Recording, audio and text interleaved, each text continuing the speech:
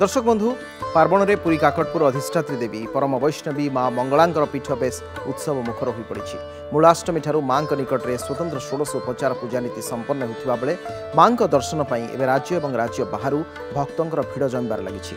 मूलाष्टमी में माँ विग्रह को 108 कुंभ जल स्नान कराइबा परे एक अखंड दीप जलाई आरंभ होता 16 उपचार पूजा विधि। दर्शक बंधु ये सीधासलख चित्र जोठी ये माँ काकटपुर अधिष्ठात्री देवी माँ मंगलांकर पूजार्चना तांकर भव्य मंदिर एवं एठाकू प्रतिदिन हजार हजार संख्यक श्रद्धालुंकर भिड़। पुरातन प्राचीन नदी तटवासिनी माँ मंगलांकर पीठ एवं उत्सव मुखर। मूलाष्टमी आरंभ हो महाष्टमी पर्यंत चलवाक पार्पण पूजारे माँ स्वतंत्र रीतिनीति चली पूजार्चना। मूलाष्टमी माँ विग्रह को 108 कुंभ जल स्नान कराइबा परे एक अखंड दीप जलाई आरंभ होता है 16 उपचार पूजा विधि।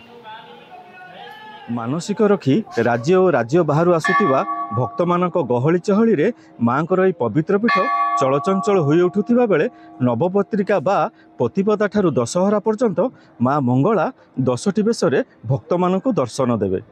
काकटपुर मंगला मंदिर परिसर मानस खंडवाल मानस खंडवाल जो कथा जे 16 उपचार पूजा पंडा एवं 5 उपचार पूजा पंडा द्वारा प्रत्यह भोर 4टारू मंगल आलती स्नान मार्जना पर पुण्यतया प्राचीन नदी आसी पानी रे सूर्य नारायण पूजा द्वारपाल पूजा कलश पूजा बल्लभ सकाल धूप दीपहर भोग भंड पर पहड़ एवं संध्यारे भंड धूप पर माँ चलती प्रतिमा को सुसज्जित विमान रे महिषासुर को ठाब करने को रत्नगिरी नि परे मंदिर मध्य थिबा दुर्गा प्रतिमा को रत्नवेदी बाहर को आनी एकत्र भाव में एक खटुली रे पूजा करा जाए जहाकू जगती पूजा कहुए। जगती पूजा पर माँ चलती प्रतिमा को रत्न सिंहासन में पुनः अवस्थापित कर माँ प्रथम बेश लगी होता है।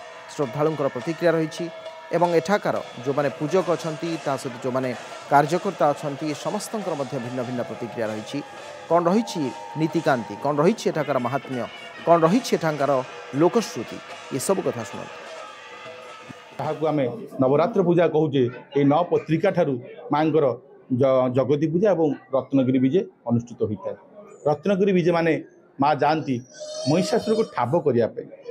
रत्नगिरी रे महिषासुर को ठाब कर फेरला दुर्गा और मंगला भितर किसी आलाप वार्तालाप होता है और मंदिर द्वार पिटी थाए और भक्त मान दर्शन करते। यह कहुए जगती पूजा और रत्नगिरी विजय। यही तिथि अनुसार माँ विभिन्न रूप वर्णित करा जाए। तन्मध्यरु कालिकली वेश कलाकली वेश पंचमी षष्ठी सप्तमी अष्टमी नवमी एवं विजया दशमी। यही तिथि अनुसार माँ कार्तिक पर तीरकमाण एवं महासप्तमी रे जो महिषासुर को ठाब करने जो रूप थाए सिंह पर बसी माँ विराजित होता। माँ को सबू देवता माने अस्त्रशस्त्र प्रदान करता। माँ पाद पद्म लगी होता है भुज लगी होता है एवं से भुजरे समस्त अस्त्रशस्त्र माँ धरी था। धनुतीर त्रिशूल खंडा खर्पर विभिन्न अस्त्र धरी माँ महिषासुर को ठाब करने जाता। माँ दुर्गांकर आविर्भावर समय आसी तेणु बहु आडंबर सबु देवी पीठ चलचंचल। प्रथमतः माँ मंगला पीठ हूँ स्वतंत्र शक्तिपीठ ये हूँ आद्याशक्ति पीठ। भगवती पाखे मूलाष्टमी महाअष्टमी पर्यंत विशेष पूजा चली अच्छी। बर्तमान माँ 16 उपचार माँ पूजा पाती। प्रत्येक दिन श्रद्धा मैंने माँ को दर्शन करती एवं बहु पंडित मैंने माँ पाखे आज चंडीपाठ करती। प्रत्येक दिन माँ प्रसाद समय ये पंडित मैंने चंडीपाठ करते। विशेष नीतिनीति हिसाब से माँ विशेष बेश ये समय आकर्षण होता है। माँ मूलाष्टमी विशेष नीतिनीति आरंभ होता है। प्रतिपदा ठारू माँ पूजा आरंभ होता है। प्रतिपदा ठारू नवमी पर्यंत माँ को विशेष रीति से भोग करा जाए। प्रथमतः माँ पादपद्म लगी हुए एवं यापर माँ नालिकली बेश हुए। द्वितीयतः माँ भुज लगी हुए यापर माँ कलाकली बेश हुए। तृतीयतः माँ रघुनाथ बेश माँ दर्शन दे था। यापर माँ महिषामर्दिनी बेश दर्शन दे था। यहीपरी माँ विभिन्न बेश ये नवरात्र समय होता है। शुणुले आप नवरात्र माँ केते बेश अनुष्ठित होता है। नवमी पर्यंत माँ ये बेश आउे सप्तमी रे देखिए माँ प्रसिद्ध सिंह बाहिनी बेश। रात्र भोगे माँ प्रतिमा तले दुर्गा प्रतिमा निकट में आमिष भोग लगी कराए। राति गीता गोविंद पाठ माँ बड़सिंहार बेश पर माँ निकट में अधर पणा भी लगी कराए। पार्वण में महार्घ्य समय माँ को दर्शन करी करुणा लाभ करने ये पीठरे भक्तों श्रद्धालुंकर प्रचंड भिड़ देखा मिले। मानसिक रखी राज्य और राज्य बाहर आसुवा भक्त मान गहली चहली माँ पवित्र पीठ खूब चलचंचल हो उठे। माँ तो बहुत आशीर्वाद अच्छी आम मो उपर बहुत आशीर्वाद अच्छी।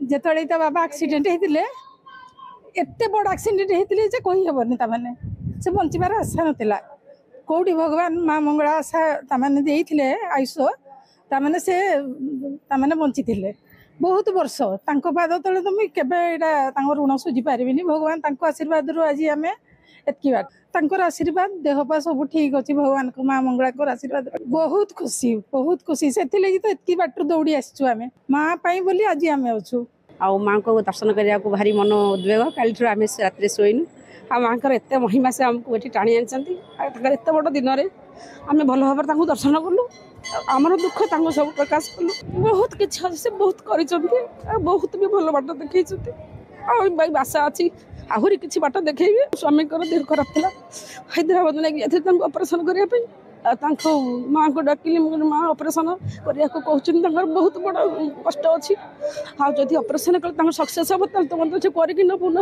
भल करके पाखे मुझे बसैक दीप बसई तो मतलब से फेर आनी बहुत बहुत से बहुत दुख रक्षा कर।